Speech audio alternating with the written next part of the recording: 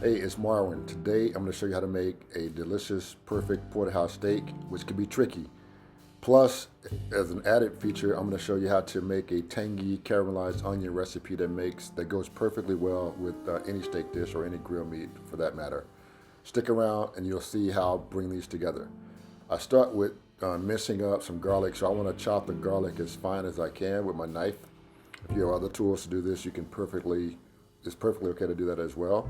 I have a Scotch bonnet pepper that I'm going to puncture some holes in because I want the flavor of the pepper, but I don't want the heat of the pepper in the onion marinade that I make.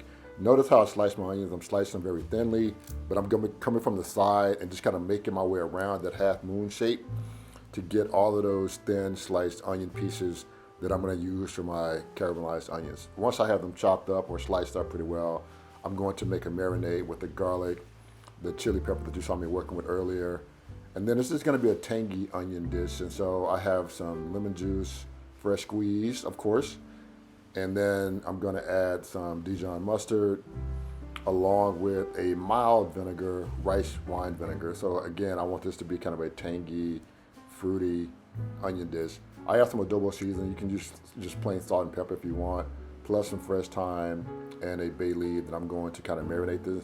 You can stop here, but if you want, like I said, you can add salt and pepper in place of or in conjunction with the adobo. And then you can mix these really well before maybe adding some Saison if you have some Saison packets. These are optional at this point, but it's really, your seasoning mix is salt and pepper. That's the traditional way to make what we call yassa onions, which is a Senegalese onion dish that goes great with chicken and other meat dishes. So I let this marinate overnight and I'm good. And now this is where the caramelization is gonna start. So you wanna cook these at like low temperatures. You're gonna be stirring a lot, so be prepared. And I like to cover them because they'll steam a little bit and help the onions break down and so let some of those flavors come together. But you wanna keep checking in on the onions even though they're gonna be cooked and covered, because you don't want them to burn and overcook. And so you can see I got a little brown on the spot. That's good. There's some flavor in there. So if I were cooking some chicken after that, it would just absorb all of that flavor. Now you can start on your steak. It's simple prep.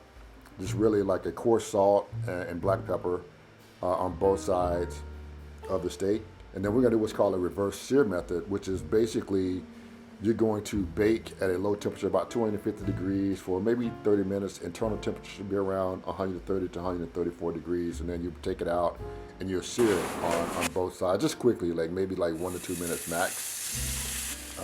Because that bone's in the middle, it makes it a little tricky to kind of get the sear on all sides.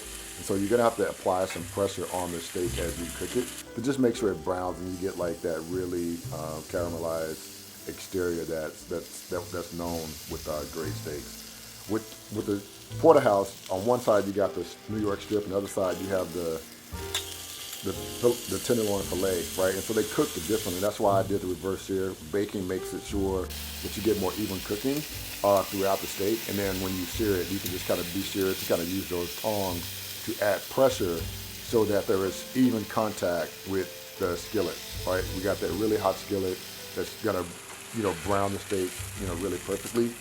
And that's it. So, you got reverse sear, bake for about 25 to 30 minutes, take it off, hot sear for about 1 to 2.